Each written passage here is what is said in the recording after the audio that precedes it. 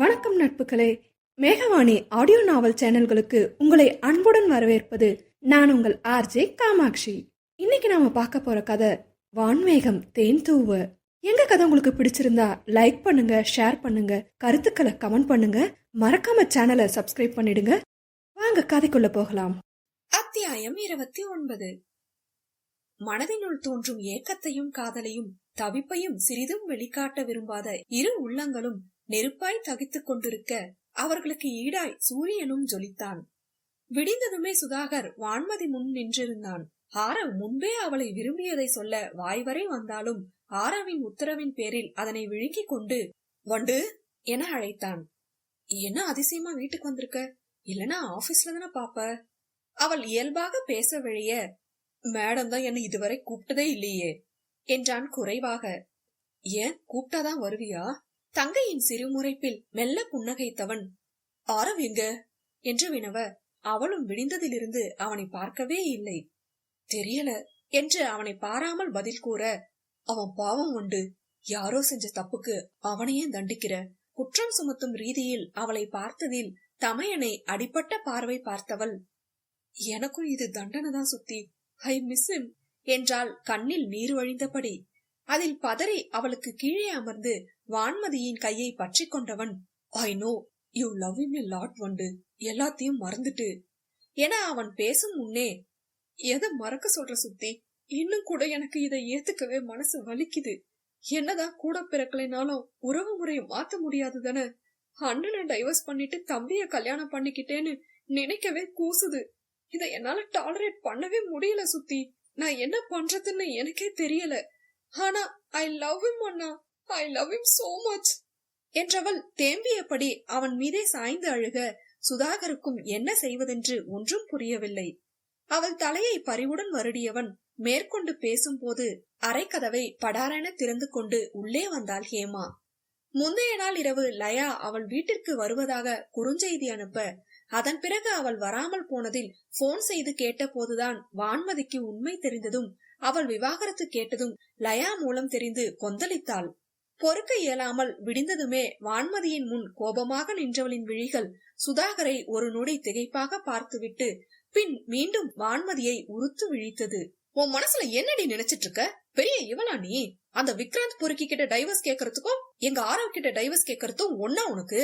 உன் வீட்டுல என்னன்னா அவனுக்கு உன்னை தரமாட்டேன்னு அவமானப்படுத்திருக்காங்க. நீ என்னன்னா என்னமோ வார்த்தைக்கு வார்த்தை அந்த பொறுக்கி நான் இவனோட அண்ணன்னு சொல்லிட்டு இருக்க. இன்னொரு தடவை அப்படி சொன்ன வாய உடைச்சிடுவேன் என்று விரல் நீட்டி எச்சரித்தவளை வான்மதி பேவென பார்த்திருக்க, Sudhakar Hema mind your words என்றான் அதட்டலாக. I can't. அது எப்படி அவ ஆரவ ஹர்ட் பண்ணலாம்?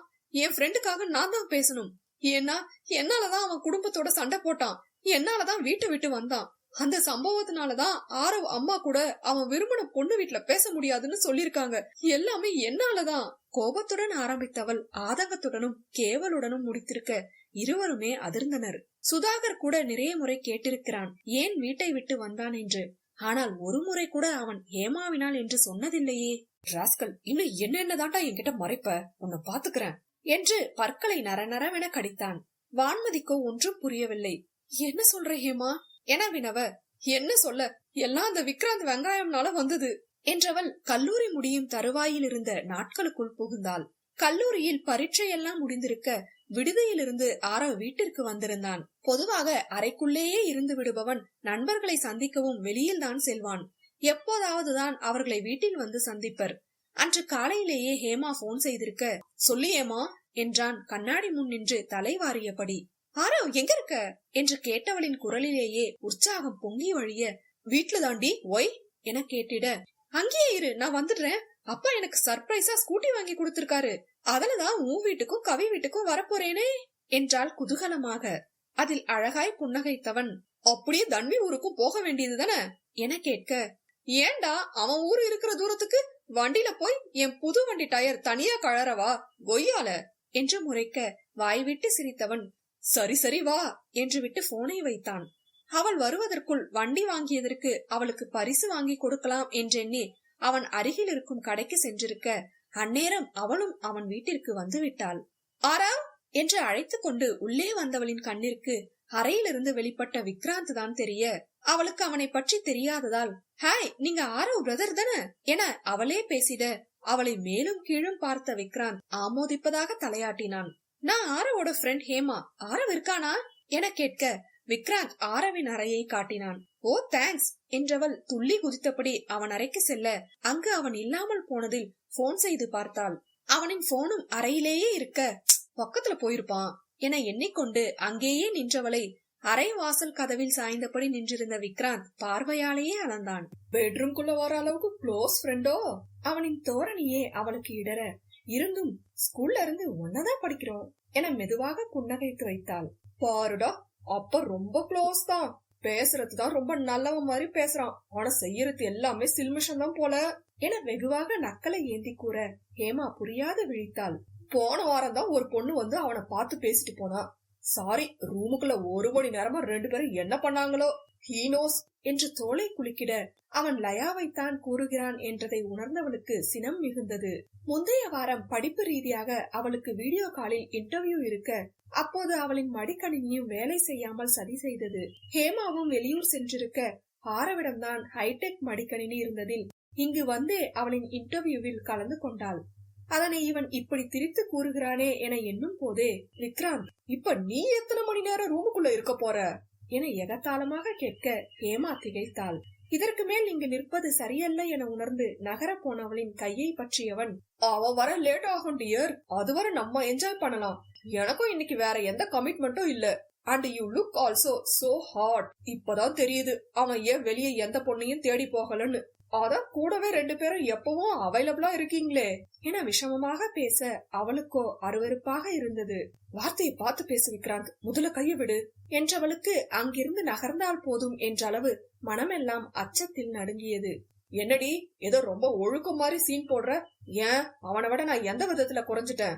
யூனோ, அவனை விட என்கிட்டதான் நிறைய பணம் இருக்கு என இழிவாய் இதழ் விரித்தவனை அவன் கண்ணிமைக்கும் நேரம் சடாரென தள்ளி விட்டு வெளியில் வந்தவள் வண்டியில் ஏற போக அப்போதுதான் ஆரவ் வந்தான். ஹேமா, வந்துட்டியா?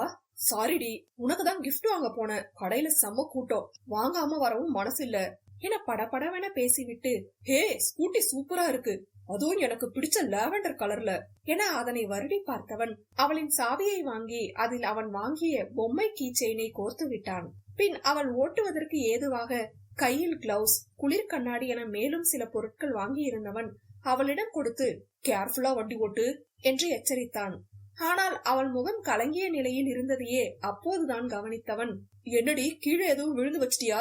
முகம் ஏன் ஒரு மாதிரி இருக்கு என விழி சுருங்க வினவ, ஒண்ணும் இல்லடா என சமாளித்தவள், எனக்கு டைம் ஆச்சு, நான் கிளம்புறேன் என அவசரமாக கிளம்ப எத்தனிக்க அவளின் அவசரத்திற்கு அவளின் கரங்கள் ஈடு கொடுக்காமல் நடுங்கிட பதட்டத்தில் வண்டியையும் சாய்த்தாள்.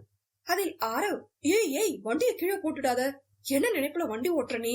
முதல்ல இறங்கு, உள்ள வந்து ஏதாவது குடிச்சிட்டு போ, கம் என்று அழைக்க அவளோ அரண்டு மறுத்தாள். அது அவனை உறுத்த, ஹேமா என்ன ஆச்சு, ஏதாவது ப்ராப்ளமா என புருவமிடுங்க கேட்க இப்போது பலவீனமாக மறுத்தாள்.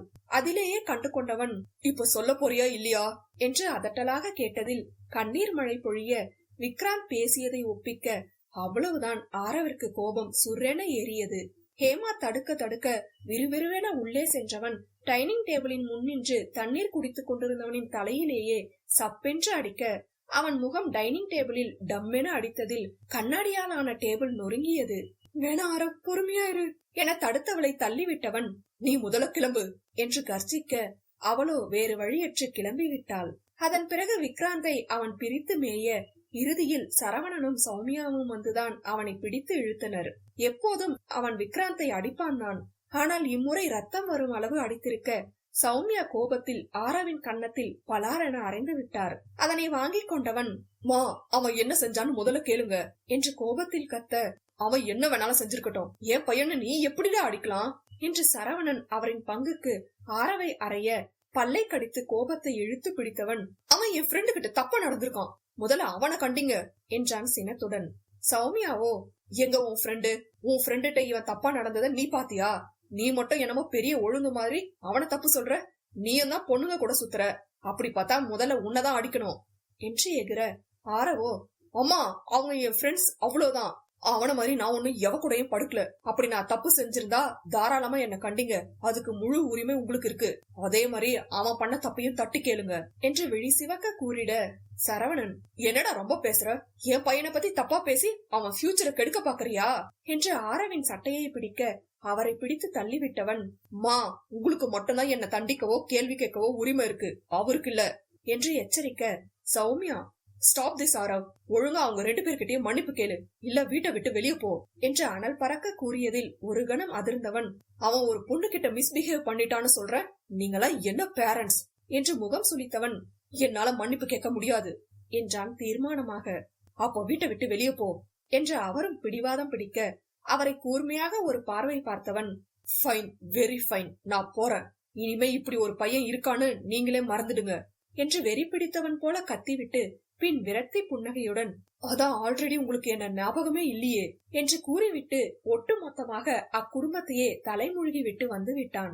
அட்லீஸ்ட் பேருக்காகவாவது குடும்பம்னு ஒண்ணு இருக்கணும், இல்லனா வாழ்க்கையில நிறைய அடிபடணும்னு அவனை பார்த்துதான் தெரிஞ்சுக்கிட்டோம். அதுக்கப்புறம் அவனுக்குன்னு ஒரு அடையாளத்தை உருவாக்க ரொம்ப கஷ்டப்பட்டான். இப்ப உருவாக்கியும் இருக்கான். அவனே செதுக்கி இருக்கான். பிளீஸ் மதி, அவன் அம்மா மிர்னா மாதிரி நீயும் மறுபடியும் அவன் ஏங்குற குடும்ப சூழ்நிலைய இழக்க வைக்காதீங்க. அப்படி நீ அவனை விட்டு போகணும்னு முடிவு பண்ணிட்டா மொத்தமா எங்களுக்கு விஷத்தை கொடுத்து கொண்டுட்டு போ. இன்னொரு தடவை அவன் நிர்கதியா நிக்கிறத எங்களால பார்க்க முடியாது என உறுதியுடனும் அதட்டலுடனும் கூறியவளை சுதாகரின் விழிகள் இன்னுமாக ரசிக்க வான்மதிக்கு இன்னும் அதிர்வு நிலைதான். லயாதான் ஏமாவின் சத்தம் கேட்டு அங்கு வந்து, விடு ஏமா, அவ புரிஞ்சுப்பா, நீ வா முதல்ல என்று பிடித்து இழுக்க, ஹேமா இருவரையும் பாராமல் வெளியில் செல்லும் நேரம்தான் இஷாந்தை தூக்கியபடி வெளியிலிருந்து ஆரவ் வந்தான். அவனையும் பாராமல் அவள் விருட்டென வெளியேறிவிட லயாவும் மதிய பாரு என கண்ணை காட்டிவிட்டு அவளுடன் சென்றாள். ஹேமா என்ன கூறியிருப்பாள் என கணித்தவன் வான்மதியின் அறைக்கு செல்ல அங்கு சுதாகர் தான், ஏண்டா என்கிட்ட இன்னும் என்னதான் மறைச்சிருக்க, கொஞ்சம் கூட மச்சினன்னு உனக்கு பயமே இல்ல, இனிமே ஏதாவது சஸ்பென்ஸ் வை, அவ என்ன டைவர்ஸ் பண்றது, நானே உன்னை டைவர்ஸ் பண்றேன் என்று முறைக்க ஆரவ் வான்மதியை பார்த்தான். அவளோ விழிக்கலங்க அவனை பார்த்திருக்க அதனை கண்டு கொள்ளாதானாய், முதல்ல உன்னை டைவர்ஸ் பண்ணுனாதான்டா எனக்கு நிம்மதி, ஒரு வழியா வீட்டு பக்கம் வந்துட்ட போல என கிண்டல் அடிக்க, என் அம்மா அப்பாவுக்கு மகனா இங்க வரக்கூடாதுன்னு ஒரு உறுதி இருந்துச்சு, அதனால வரல. ஆனா இப்போ என் தங்கச்சிக்கு அண்ணனா, என் மச்சினனுக்கு மச்சானா, என் மருமகனுக்கு மாமனா மட்டும்தான் இங்க வந்திருக்கேன் என்று அழுத்தி கூற வான்மதி இன்னும் திகைத்து, சுத்தி வீட்டை விட்டு வந்துட்டியா என கேட்டாள். ஆரவோ இதனை ஏற்கனவே எதிர்பார்த்தான். அதிலும் அவனின் தாய் தந்தை கடைக்கு வந்து வான்மதியை காயப்படுத்தியதை கேட்டதுமே அவன் இந்த முடிவுக்கு வந்திருந்ததை அவனும் அறிவான். அதில், ஓ இது மட்டுமா, உன் லவ்வருக்கு லவ்வராவும் வந்து இருக்கேன்னு சொல்லு என்று கண் சிமிட்ட சட்டென முகம் வாடியவன் சிறு முறுவலுடன், அப்புறம் பாப்போம் என கிளம்பி விட்டான். அவன் கிளம்பியதும் இஷாந்தை அவளிடம் கொடுத்தவன், ஒர்க் இருக்கு, நீ ரெஸ்ட் எடுக்கிறதுனா வீட்ல இரு என்று விட்டு கிளம்பிவிட அவளுக்குத்தான் செய்வதறியாத நிலை. தன் அறையில் அமர்ந்து வேலையில் மூழ்கியவன் ஹேமாவின் வரவில் தான் நிமிர்ந்தான். எங்க போன நேத்து? அவள் வந்ததும் ஆரவ் புருவம் சுருக்கி வினவ, அக்கா கல்யாணம் சொன்னல, அதான் கொஞ்சம் வேலை இருந்துச்சுடா என்றவள் முயன்று முறுவலுத்திட, மேலும் அப்பாவுக்கும் வயசாகிடுச்சுல, சோ எல்லா வேலையும் இழுத்து போட்டு செய்ய முடியாது, அதோட என் என்கேஜ்மெண்ட் வேற இருக்குல்ல என்றவளை அழுத்தமாக பார்த்தான். அந்நேரம் கவினும் தன்விக்கும் ஆரவாரத்துடன் உள்ளே வந்து, மச்சான் மண்டபம்லாம் புக் பண்ணியாச்சு, மேரேஜுக்கு தேவையான ட்ரெஸ் ஜுவல்ஸ் எல்லாம் வீட்லயே வர வைக்க ஏற்பாடு பண்ணியாச்சு, இந்த கேட்டரிங் ஆளுங்க தான் இன்னும் பெஸ்டா யாரும் சிக்கல, லயா அவ ஃபேமிலி ஃபங்க்ஷனுக்கு ரெகுலரா பண்ற கான்ட்ராக்டர் கிட்ட பேசுறேன்னு சொல்லி இருக்கா, அப்படியே மண்டப டெக்கரேஷனுக்கும் பேச சொல்லி இருக்கோம் என்று இருவரும் மாறி மாறி கூற ஹேமா குழம்பினாள். டேய், யாருக்குடா மேரேஜ் பிளான் பண்றீங்க? கவி, லயா உனக்கு ஓகே சொல்லிட்டாளா என கேட்டாள் விழி விரித்து.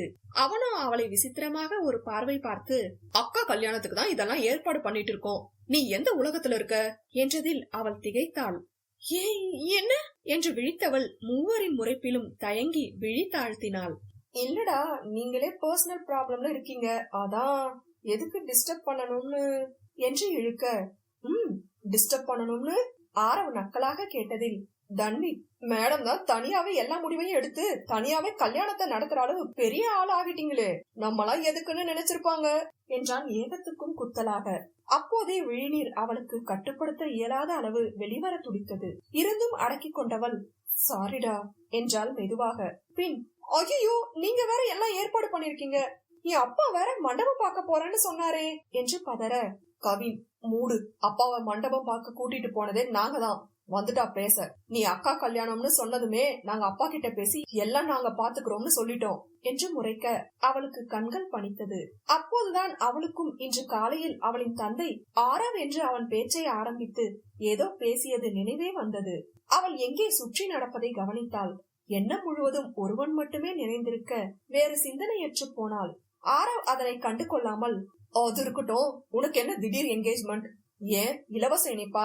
உன்னையும் கல்யாணம் பண்ணி கொடுத்தாதான் உன் அக்காவை கல்யாணம் பண்ணிப்போம்னு மாப்பிள்ளை வீட்டுல சொல்லிட்டாங்களா என்று கூர்மையாக கேட்க அவ்வளவு வேகமாக, சேச்சே அப்படியெல்லாம் இல்லடா, மாமா வீட்டுல எல்லாருமே ரொம்ப ஜெனியூன், ஜஸ்ட் அபிப்பிராயம் தான் கேட்டாங்க. அப்பா அம்மாவும் ஆசைப்பட்டாங்க. உனக்கே தெரியும், அக்காவுக்கு மாப்பிள்ளை தேடி ரொம்ப அலைஞ்சாங்க. இப்ப அடுத்து என் ஜாதகத்தை தூக்கிக்கிட்டு லொங்கு லொங்குன்னு அலைவாங்க. நோ சொல்ல பெருசா ரீசனும் இல்ல. சோ ஓகே சொல்லிட்டேன் என்றவள் லேசாக சிரித்து வைக்க அவனோ இரு புருவத்தையும் உயர்த்தி அர்த்த பார்வை பார்த்தான். சரி, மாப்பிள்ள என்ன பண்றாரு? அவன் கையை கட்டி கொண்டு கேட்க, ஹேமா மாமா தானே, பேரு ஆனந்த், கன்ஸ்ட்ரக்ஷன்ல ஒர்க் பண்றாரு. மாமாவும் ரொம்ப ஸ்வீட் ஆரவ், நம்மள மாதிரியே ஜாலி டைப், அக்காவை கூட ரொம்ப கேர் பண்ணிக்கிறாரு என்று மகளுடன் சொல்லிக் கொண்டே வர ஆரவ் ஒரு நொடி மௌனம் காத்தான். நான் அவரை கேட்கல, உன் ஃபியான்சிய கேட்டேன் என்று ஆழ்ந்த குரலில் கேட்டதில் அவள் கப்சிப் என ஆகிவிட்டாள்.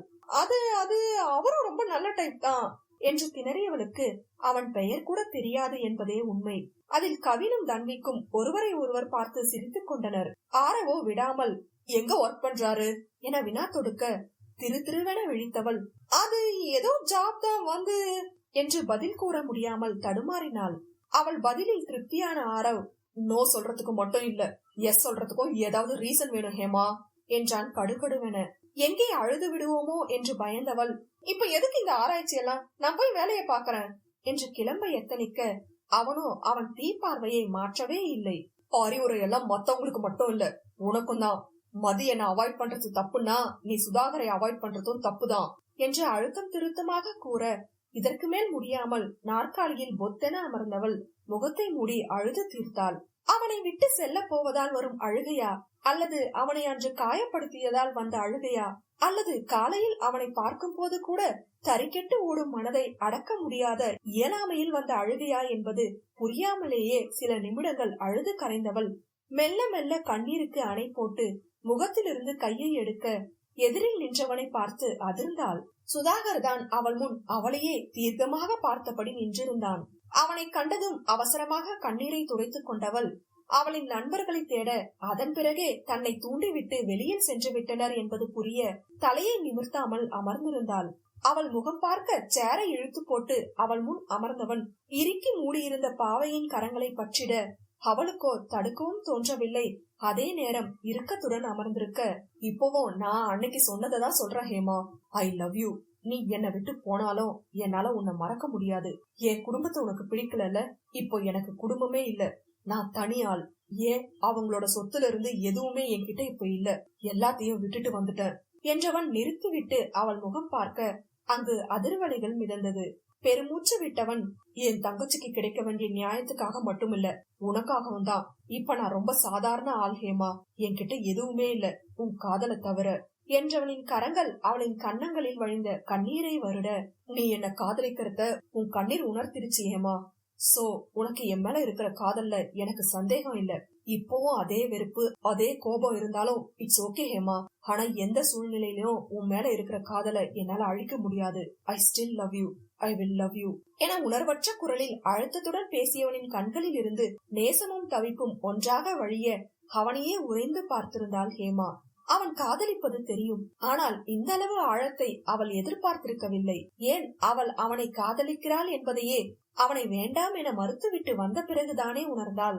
இப்போதோ பேச்சற்று கண்களில் நீர் வழிய அமர்ந்திருந்தவளின் நீரை துடைத்து விட்டவன், எனக்கு இந்த ஹேமா பிடிக்கல, என பார்த்ததோ சைட் அடிச்சு வம்பிழுக்கிற ஹேமா தான் வேணும். அது விளையாட்டா இருந்தா கூட அந்த நிமிஷம் என் வாழ்நாள் முழுக்க போதும் என மனம் நிறைய தன் காதலை உரைத்தவன் அவன் கரங்களில் சிக்கியிருந்த அவளின் கரங்களை விடுவிக்க போக இப்போதோ அது அவளிடம் சிக்கி இருந்தது.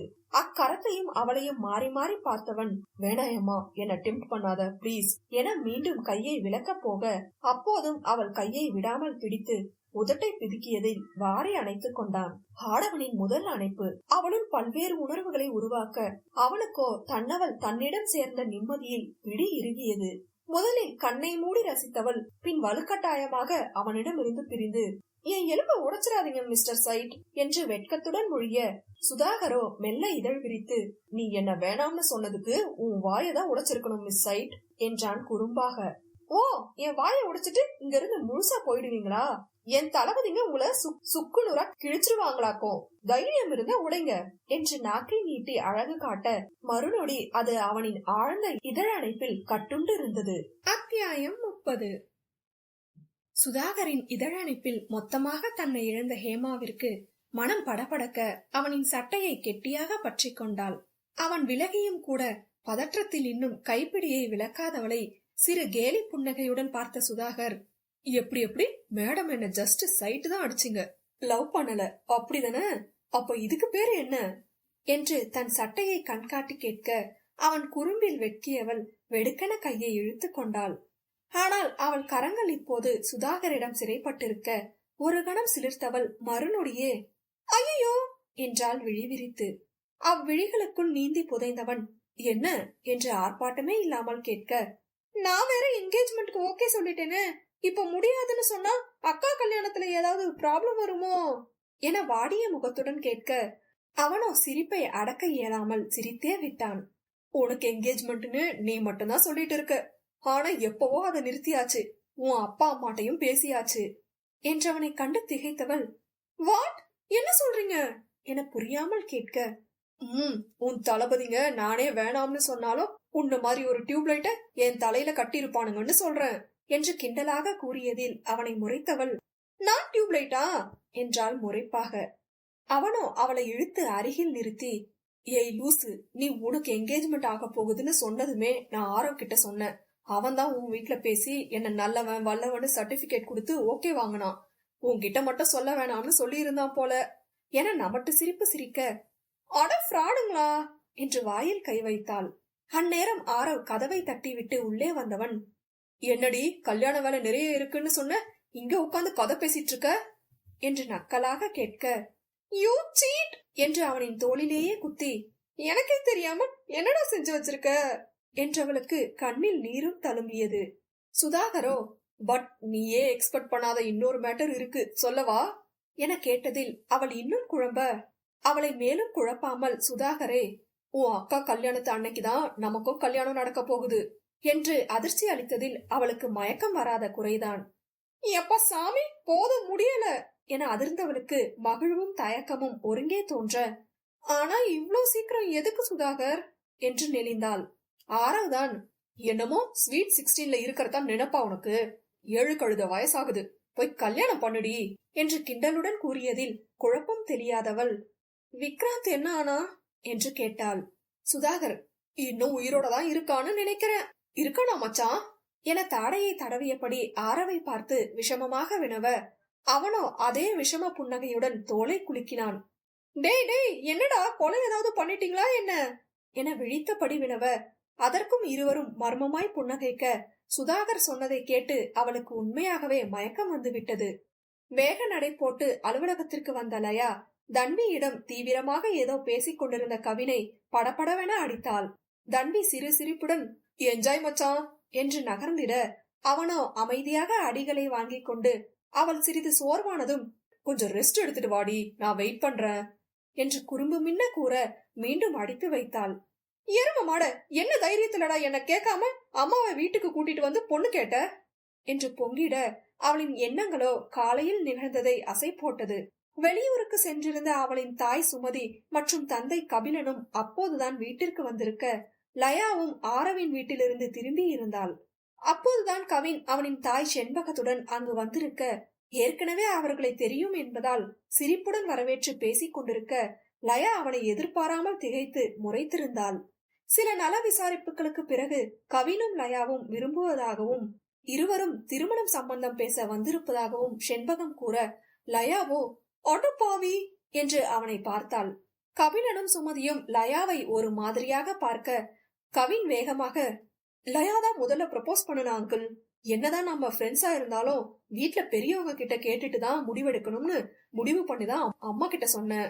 அப்புறம் தான் அம்மாவும் உங்ககிட்ட பேசலாம்னு சொன்னாங்க. உங்களுக்கு ஓகேனா சொல்லுங்க அங்கிள். நோன்னு சொன்னாலும் எங்களுக்கு ஓகே தான் இல்லலையா என்று அவளையும் இழுத்துவிட அவளோ அதிர்விலிருந்து மீளவே இல்லை.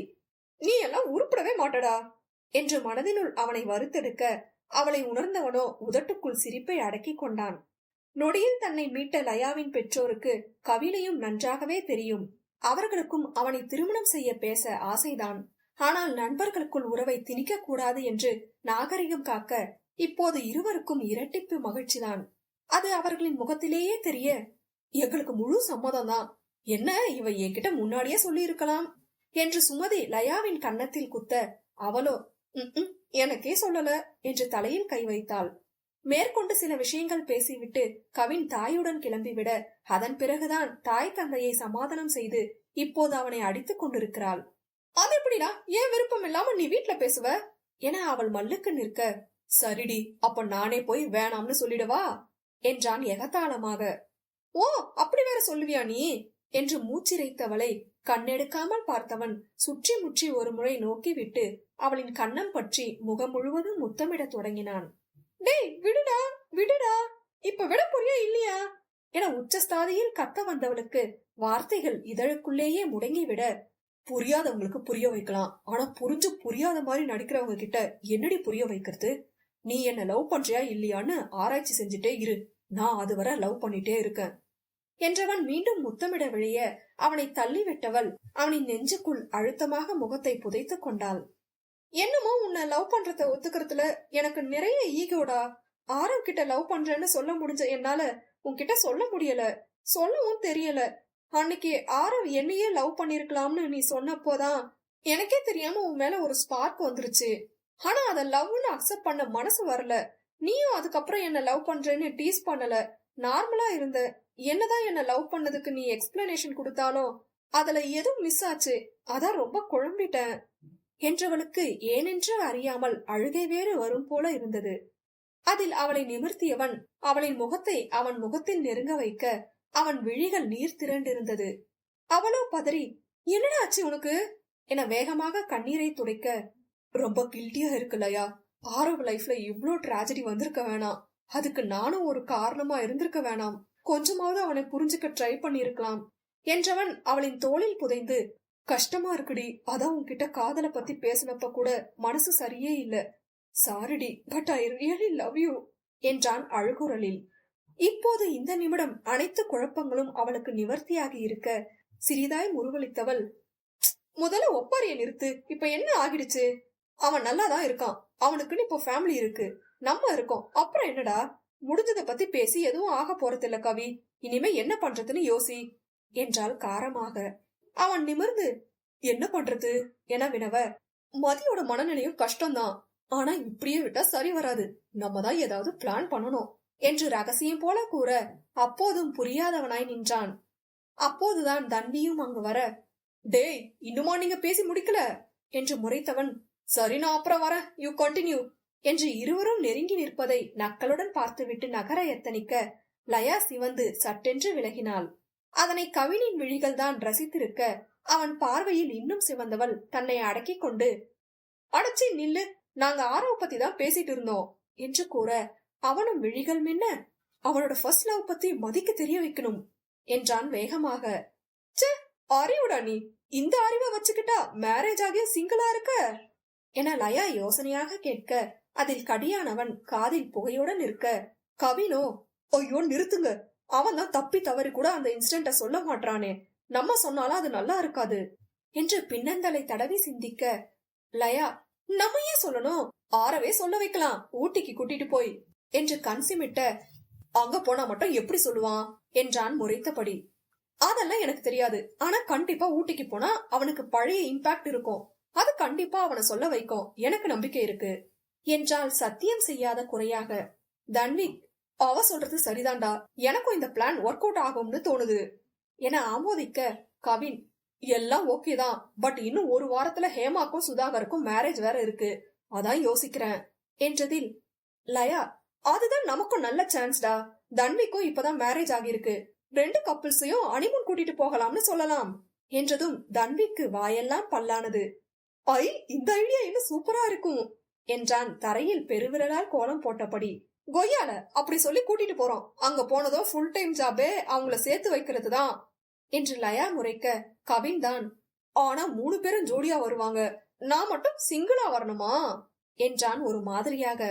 அவளோ அதனை கவனியாமல், ஏன் நீயும் கல்யாணம் பண்ணிட்டு வாயேன் என்று தலையில் அடித்துவிட்டு அதன் பிறகே நாக்கை கடித்துக் கொண்டாள்.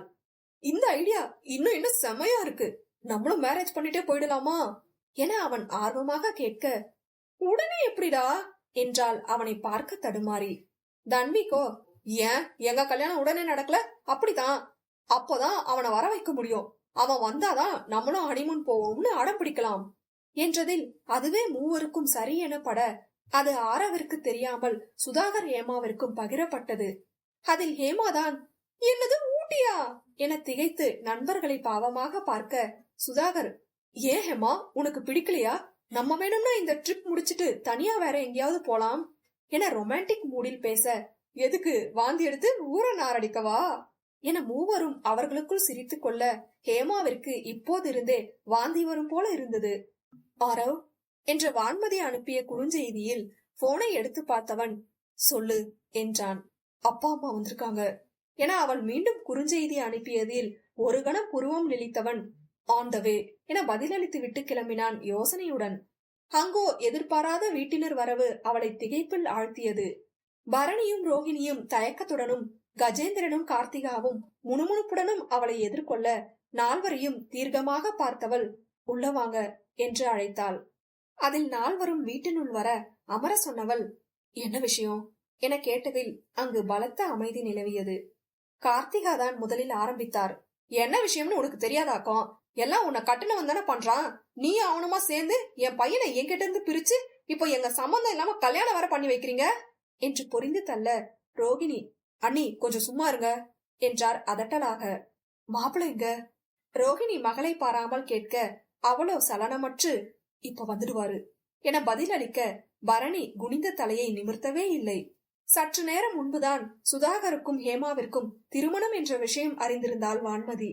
கஜேந்திரனோ, மாப்பிளையா மாப்பிள்ள, வெக்கம் கெட்டு போய் அண்ணன் பொண்டாட்டிய கல்யாணம் பண்ணணுமா எல்லாம் உங்களுக்கு மாப்பிளையா என்று எதிர, வான்மதி, பெரியப்பா வார்த்தையை பார்த்து பேசுங்க என்றால் கடினமாக.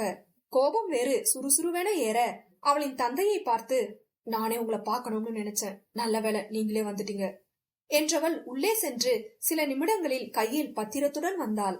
அதனை அவர் முன் நீட்டி, இந்தாங்க என கொடுக்க, அவரோ புரியாமல் பார்த்தார்.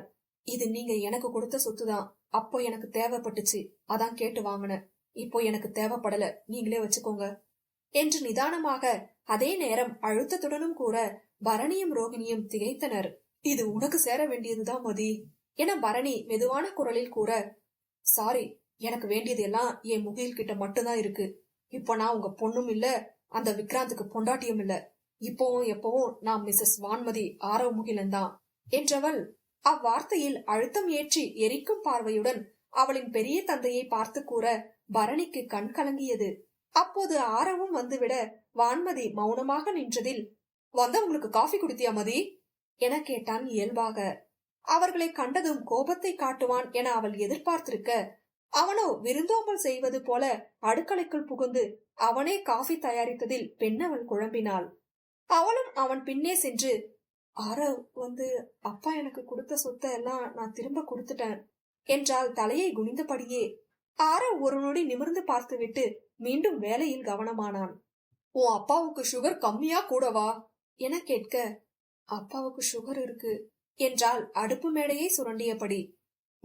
என்றவன் உப்பை எடுக்க, ஆரவ் அது உப்பு என்றால் வேகமாக. ஐ நோ என அவளை ஆழ்ந்து பார்த்தவன் 4 கப்பிற்கும் உப்பை கலந்து, சொரணைய வர வைக்கணும்னா உப்பு போட்டு சாப்பிடணும் என்று அவளிடம் கூறிவிட்டு அவர்களிடம் கொடுக்க, கஜேந்திரன் அதனை எடுக்காமல் திருப்பினார்.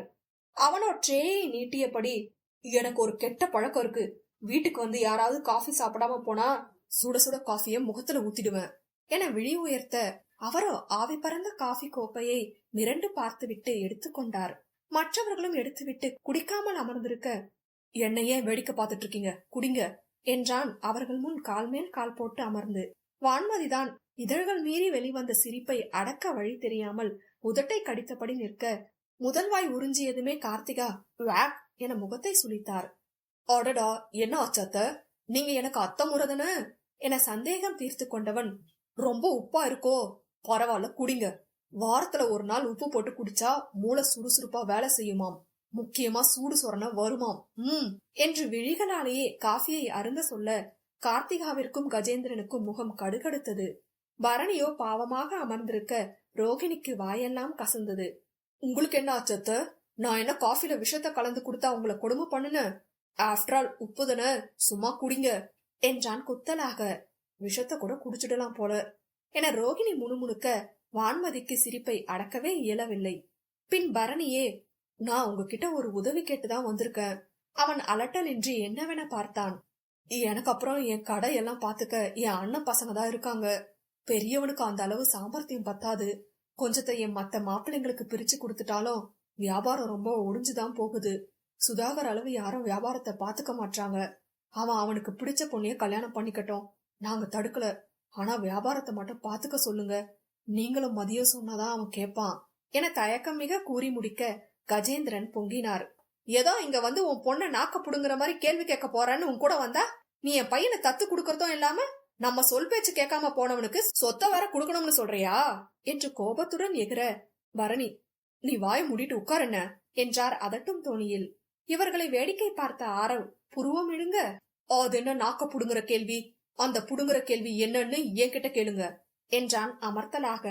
அவன் பார்த்த பார்வையிலேயே அவருக்கு உயிரணுக்கள் சற்றே நடுக்கம் கொள்ள, அவனோ, பட் ஒரு கண்டிஷன், நீங்க கேக்குற கேள்வி வேலிடா இருக்கணும், இல்லனா இங்கிருந்து போகும்போது நாக்கு இல்லாம தான் போகணும் என விரல் நீட்டி எச்சரித்தவன், மதி போய் கத்தி எடுத்துட்டு வா என்று இரு கையையும் பரபரவென தேய்க்க வான்மதிக்கோ உண்மையாகவே செய்து விடுவாரோ என்றிருந்தது. கூடவே ஆரவின் ஆதிக்கத்தை அவளின் விழிகள் திருட்டுத்தனமாக ரசித்து வைக்க அவன் கூற்றில் அரண்ட கஜேந்திரனுக்கு நாய் எழவில்லை. அவனோ சொல்லாமல் நகர விடமாட்டான் என்பது போல விழி எடுக்காமல் அவரையே அனல் பார்வை பார்த்தபடி இருக்க, கணவனை காப்பாற்றும் எண்ணத்தில் கார்த்திகா, அவன் மொத புருஷன் உயிரோட இருக்கும் போதே அதுவும் அவனோட தம்பியவே கல்யாணம் பண்ணிக்கிறது நியாயமா என வேகமாக கேட்க வந்துவிட்டு பாதி வார்த்தையை வாய்க்குள்ளேயே விழுங்கினார் பயத்தில். ஆரவுதான் தாடியை சிந்தனையுடன் வருடிவிட்டு, கரெக்ட் தான் அத்த, நியாயம் இல்லதான் என்று தலையாட்ட வான்மதிக்கு முணுக்கென கண்ணில் நீர் கோர்த்தது. உயிரோடு இருக்கும் போதுதான் அவன் தம்பிய கல்யாணம் பண்ணக்கூடாது, ஆனா இப்பதான் இல்லையே என அலுங்காமல் குலுங்காமல் அசட்டையாக அவர்கள் தலையில் குண்டை தூக்கி போட நால்வரும் உறைந்தனர். வான்மதியும் தான் கன்னத்தில் வழிந்த நீருடன் ஆரவை திகைப்புடன் பார்த்தாள். நால்வரும் பதற்றத்துடன் அங்கிருந்து கிளம்ப, ஆரவ், நீங்க சொன்னது உண்மையா? விக்ராந்த் என எச்சிலை விழுங்கிக் கொண்டு கேட்க அதற்கு பதில் கூறாதவனாய், இஷு எங்க என கேட்டான். ரூம்ல தூங்குறான், நான் கேட்டதுக்கு பதில் சொல்லுங்க என்றவளிடம், பதில் சொல்ற அளவு நீ ஒர்த்தான கேள்வி கேட்கல மதி என நகர போனவனின் கையை பிடித்தாள். அதில் அவன் அவள் புறம் திரும்ப சட்டென கையை எடுத்துக் கொண்டவள், என் மேல கோபமா என கேட்கும் போதே கண்ணீர் அணை உடைந்தது. உன் மேல கோபப்பட நான் யாரு? அவன் விழி சுருங்க எதிர்கேள்வி கேட்டவன், உன் மேல கோபப்பட எனக்கு என்ன உரிமை இருக்கு மதி? நீ ஜஸ்ட் இங்க என் பையனுக்கு அம்மாவா மட்டும்தான் இருக்க என தலை சாய்த்து கேட்டவன் அறைக்கு சென்று கதவை அரைந்து சாத்திக் கொள்ள அவளுக்கு கோபம் வந்துவிட்டது. நான் இஷுக்கு அம்மா மட்டும் இல்ல முகில், உங்களோட கண்ணம்மாவன் நான் தான் என மனதுக்குள்ளேயே கத்தியவள் அவனின் கோபத்தின் மூல காரணம் புரியாது சமையல் அறைக்குள் சென்று பாத்திரத்தை நங்கென்று வைத்தாள். அவளை சமைக்கவும் தொடங்கி வெங்காயத்தை நறுக்க சென்றவள் எப்போதும் போல விரல்களில் கீறிக்கொள்ள அதை கூட உணரவில்லை அவள். சட்டியில் வெங்காயத்தை வதக்குகிறேன் பேர் வழி என சூடும் பட்டுக்கொள்ள இந்த சத்தத்தை கேட்டு விறுவிறுவென வெளியில் வந்த ஆரவ், உன்னை நான் இல்லாதப்ப இங்க வராத சொல்லி இருக்கிறதா எனக்கும் ஞாபகம் என்றான் கடுமையாக. இங்க நான் இஷுக்கு அம்மா மட்டும்தான், அப்படி இருக்கும்போது நீங்க சொல்றத நான் ஏன் கேட்கணும்? அவள் சினத்துடன் முறைக்க அவளை அடக்கப்பட்ட கோபத்துடன் பார்த்தவன், கேட்காத, என்ன வேணாலும் செஞ்சுக்கோ, ஐ டோன்ட் கேர் என்று தோலை குலுக்கிக் கொள்ள அவளோ சட்டியில் கரண்டியையும் வைத்திருந்தாள். அது வெங்காயத்துடன் சூடாகி இருக்க அது தெரியாமல் அவளும் அவனை முறைத்தபடி கரண்டியை பிடித்துவிட்டு சூடு தாழாமல் ஆவென கத்தினாள். அத்துடன் பிடிவாதத்தை விட்ட ஆரவ் அவசரமாக அவள் அருகில் வந்து அவளின் உள்ளங்கையை ஊதிவிட்டு, அப்படி என்னடி ஈகோ உனக்கு? ஏன் நான் செஞ்சதை சாப்பிட்டா தொண்டையில இறங்காதா? இல்ல நான் அருவருப்பா இருக்கிற மாதிரி நான் செய்யற சாப்பாடும் உனக்கு அருவருப்பா இருக்கா என தன்னை மீறி கர்ஜித்தவன் அவள் ஏதோ பேச வருவதை தடுத்து, பேசாத, பேசுனா அரைஞ்சிடுவேன் என்றான் விழி சிவக்க. அதில் அவள் பிதுங்கிய உதட்டுடன் வாயை மூடிக்கொள்ள அவளை வாய்க்குள்ளேயே திட்டியவன் ஒரு கட்டத்தில் மனது கேளாமல் சிவந்திருந்த உள்ளங்கையை அப்படியே அவனின் முகத்தில் பதித்திருந்தான். இதழ் நீரால் கை சிவப்பை சரி செய்ய முயன்றவன் பிஞ்சு விரல்களை மெல்ல வருடத் தொடங்கினான். அவனின் இதழ்கள் விரல்களை பதம் பார்க்க அவன் நெருக்கத்திற்காக ஏங்கிய பெண்ணவளுக்கு இம்மோன நிலை கண்களை சொருக வைத்தது. அவனிடம் மீண்டும் பழைய குறும்பை வரவழைக்க பேராசைப்பட்டவள், இது என்ன கிறிஸ்மஸ் சொல்லல என கேட்டால் கண்ணை மூடியபடியே. அவள் கேள்வியில் முத்தமிடுவதை நிறுத்தாமல், பெயின் கிஸ், சிவந்திருக்கிற கையில குடுக்கும் போது உனக்கும் வலிக்கும், குடுக்கிற எனக்கும் ரொம்ப ரொம்ப வலிக்குது என்றவனின் குரலில் ஆதங்கமும் ஏக்கமும் பொங்கி வழிந்தது. கவனமாக கண்ணம்மா என்ற அழைப்பை அவன் தவிர்ப்பது புரிய, அரவ் என தவிப்புடன் அவனை அழைத்திட அவனோ இப்போது கரங்களின் வழியே பயணித்து அவளின் கழுத்தில் வந்தடைந்தான். அங்கும் இதழ் பதித்து கோலமிட்டவன் மெல்ல நிமிர்ந்து தாடையிலும் முத்தமிட்டு பெண்ணவளின் இதழ்களை நோக்கி படையெடுக்க அவள் இதழ்கள் துடிக்க அப்படியே நின்றிருந்தாள். ஆனால் இப்போதும் அவன் இதழ்கள் அவளை தீண்டவில்லை. வெடுக்கென நகர்ந்தவன், ஏற்கனவே என்ன கல்யாணம் பண்ணிட்டு நீ தண்டனை தான் அனுபவிக்கிற, இதுல இந்த தண்டனையும் உனக்கு கொடுக்க விரும்பலடி என ஆற்றாமை பொங்க உரைத்தவன் அவள் உணரும் முன்பே விலகி சென்றிருக்க வான்மதிக்கு ஒரு கணம் நடந்த எதுவுமே புரியவில்லை. அதன் பிறகே தான் பேசிய வார்த்தைகளில் உழன்று வெந்து கொண்டிருக்கிறான் என்பது புரிய அவனின் கோபமும் காயமும் தீர்க்கும் வழி புரியாது சிலையாகி இருந்தாள். அவ்வழியை தானே உருவாக்கப் போகிறோம் என்ற ரகசியம் அறியாது.